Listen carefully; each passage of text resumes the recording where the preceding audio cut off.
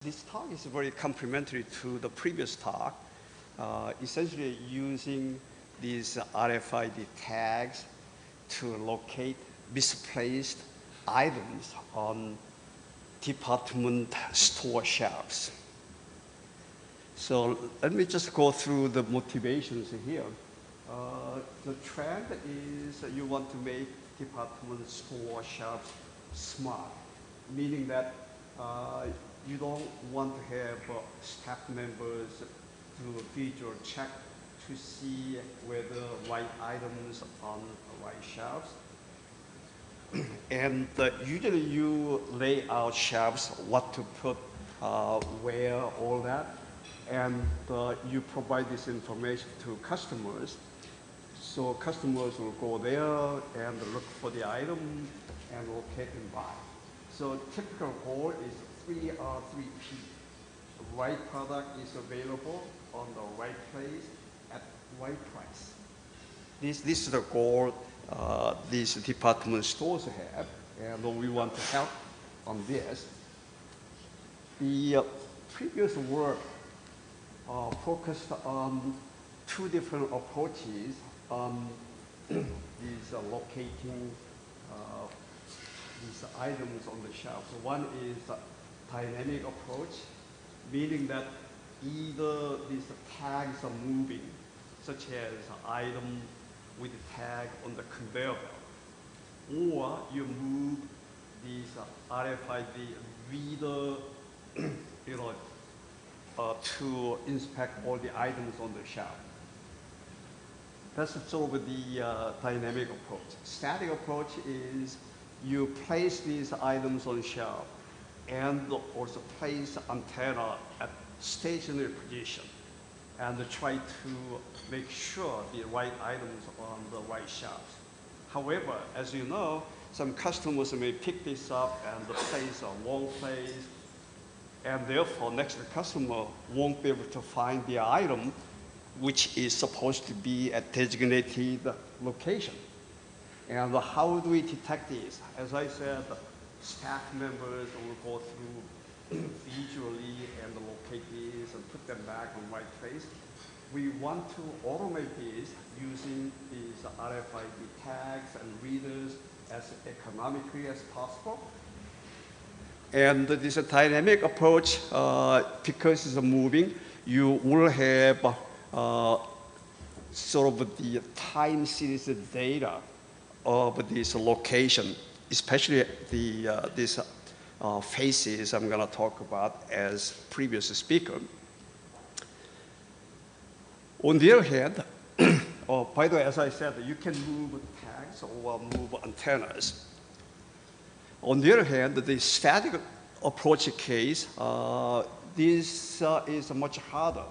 You have to have higher density of reference tags or multiple antennas placed at the right place, and therefore you will measure phases of these reflected signals and therefore locate these items at the right place.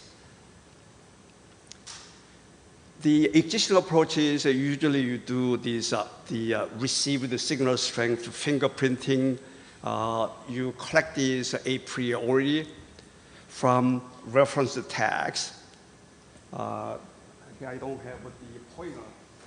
There the green circles are reference tags. And then the red square is target tag, such as misplaced item.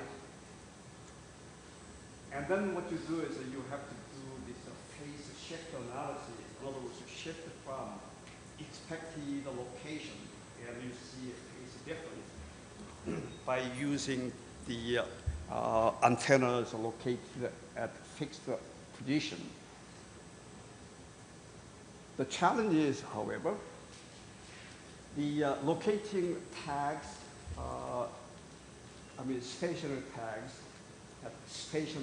using stationary antenna is much harder than tracking mobile tags, because mobile tags you have a time series, whereas stationary case you don't. So you have one less piece of information. And detecting these misplaced tags can be viewed a special kind of this static approach, but it is very difficult for three reasons. One, position ambiguity. I'm going to explain this. Here, the one is phase wrapping, and third is device diversity. I guess the previous speaker mentioned this a little bit.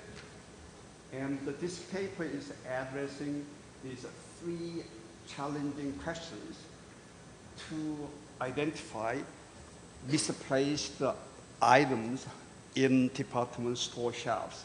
You may say, well, this is a very, very restrictive scenario, which is true.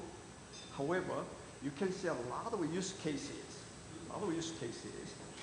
You look at all the department stores, how many items are there, the use cases, very significant. All right, let's look at the position ambiguity. What I mean by that. Essentially, this phase will be periodic. Different positions may give you same measured phase. For example, you have two tags, T1 and T2, and one antenna A1. And then you see the distance D1, D2, and the difference between the two. If it is integer multiple of half wavelength, then the phase of T1 and T2 observed using antenna A1 would be the same, although they are located in different places. In other words, these positions are very ambiguous here. On the other hand, you move antenna A1, and then look at these, the distance difference, and if that is not equal to into the multiple of half wavelength, then they'll face the measurement will be different. Actually, T1, T2 didn't change the location, but the first case, they look the same in terms of a phase measurement, but second case, they look different. So the position didn't change, but the measurement results will be different. So there is ambiguity. Another one is a phase wrapping, because a phase will be periodic with a period of 2 pi. Here, the theoretical phase, the phase value should be within 0 and 2 pi. That's the theoretical phase. But actual measurement would be this theoretical phase plus the system error. System error represents sort of the refraction characteristics of RFID and the antennas that they transmit and receive circuitry. It is a more physical sort of aspect. And this measurement of the phase should be the addition of a theoretical phase and the system error. If it is less than 2 pi, as you can see there, that's the way it shows up. Second, less than 2 pi, that's perfectly okay. But sometimes by adding this system error, these measure the phase value could be larger than 2 pi, like this. And then what you have to do is you have to unwrap by subtracting 2 pi. Move down here. So you can see you move this like this. So actually the phase measurement would be the theoretical phase plus system error plus integer multiple over 2 pi. So can we see sort of a correlation between this theoretical phase and the measured phase? We want to make them as close to each other or as consistent with each other. Then I think later on, we can use the information to detect misplaced the item on the shelf. That's the idea. So we looked at correlation between these theoretical phase and the measured phase. Turns out to be it's not strongly correlated.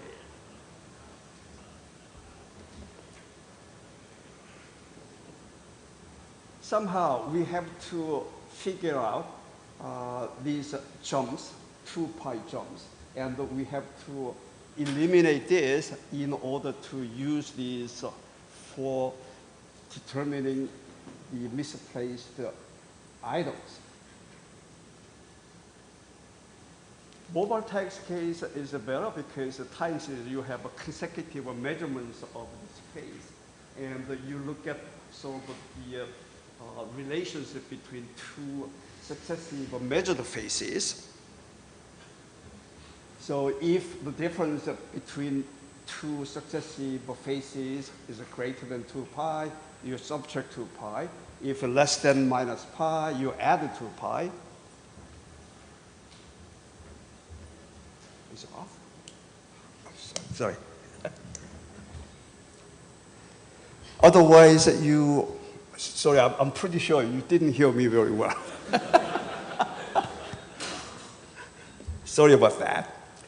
Otherwise, you just keep as the what you measured. In other words, we want to sort of unwrap, measure the phase depending on this condition by looking at the adjacent, in this case, 2 consecutive measurements of a tag phase. Can we use this idea for this static case? In other words, 2 adjacent phase measurements of stationary tags. Can we detect a wrap? Unfortunately, we cannot. Mainly because you will see here,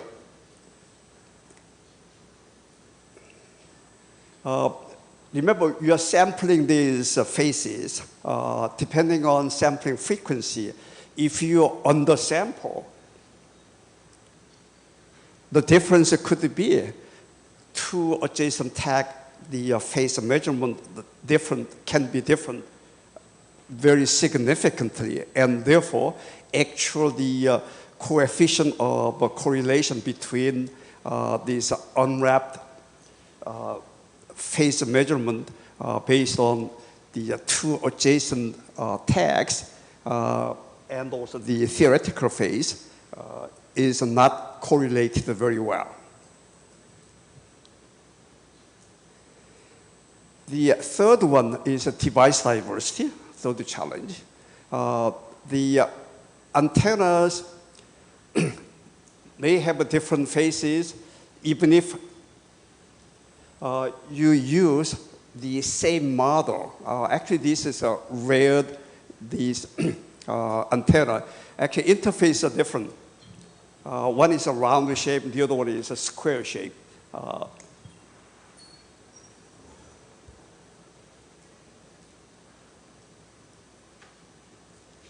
So actual system error would be very different, although they are of the same model. And therefore, that will mislead your system in locating the misplaced items. All right, so we want to overcome these 3 challenges by developing new techniques called finds. That stands for, I think, find items on department store shelves, actually. We are assuming that the desired positions of available tags are known in advance. Essentially what you do is that you place items at desired locations on desired shelves a priori, and then you can sort of interrogate using this RFID reader, and then you can determine their sort of expected positions. I'm going to go over a little bit later in detail.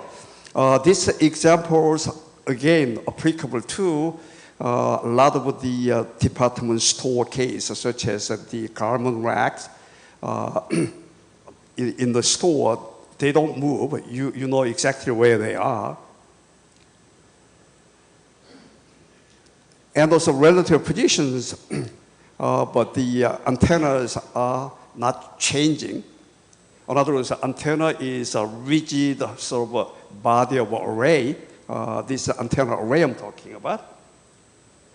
So basic idea is that we want to make theoretical phase and measured phase consistent. That's what we want to do. And then we want to see any sort of deviation from our expectation. If there is a significant deviation, we'll say that is a misplaced the item on the shelf. This architecture consists of three parts. One is input, consisting of actual measured phase values, the RFID tags, and their placement. We have that. How to determine these tag IDs and actual placement? You place these, and then using the RFID reader, you interrogate these RFIDs and get these tag IDs and the relative positions. Actually, using relative position, you can calculate the theoretical phase. The outputs, we want to determine the IDs and the positions of misplaced items. In between, there's a black box we want to fill in. I already mentioned this. And then calculate theoretical phase. And then we want to optimally place this reader antenna in order to eliminate or minimize the position ambiguity that I mentioned earlier. And then we want to unwrap the measured phases by comparing the measured phase with the theoretical phase, because you have to do a lot more detailed operations. And also we want to eliminate the outliers because of system errors. Essentially, you have to estimate system errors by testing. And then eventually it will lead to using this optimally placed reader antenna and the removal of outliers will lead to the correct identification and location of misplaced tags.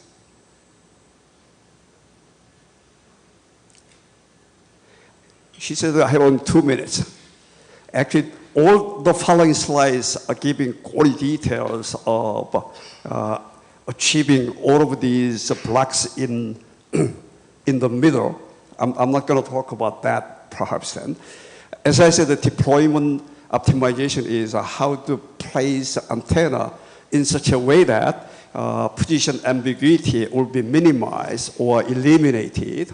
We are using the swarm particle optimization algorithm.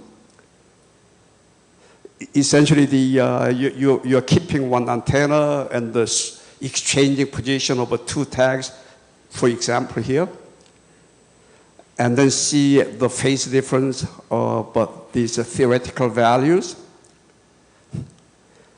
And then you introduce another antenna, and you do the same thing and try to come up with the maximum value. And you can generalize these 2 N antennas and the arbitrary number of tags.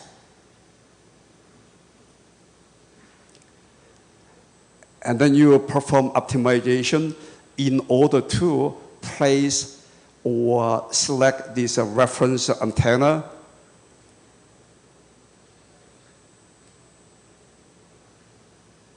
I have examples here. Obviously, if you increase the number of antennas, you will have the larger sort of the distance you can differentiate. Also, if you increase the antennas, you will be increasing the actual accuracy of locating misplaced RFID tags. It's an unwrapping thing.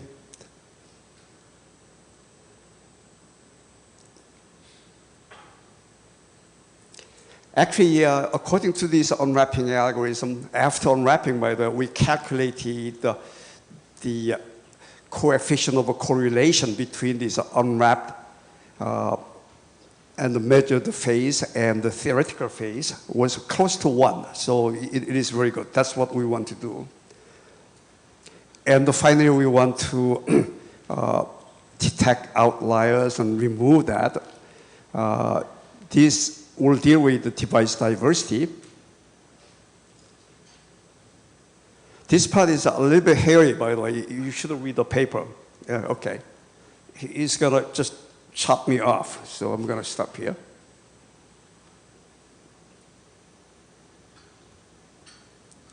I don't know how to skip all of these at one shot. So we have all the evaluation using these, the Impinj reader and a couple of the antennas, and also tags, and the accuracy. We found the accuracy is greater than 90% with only 2 antennas.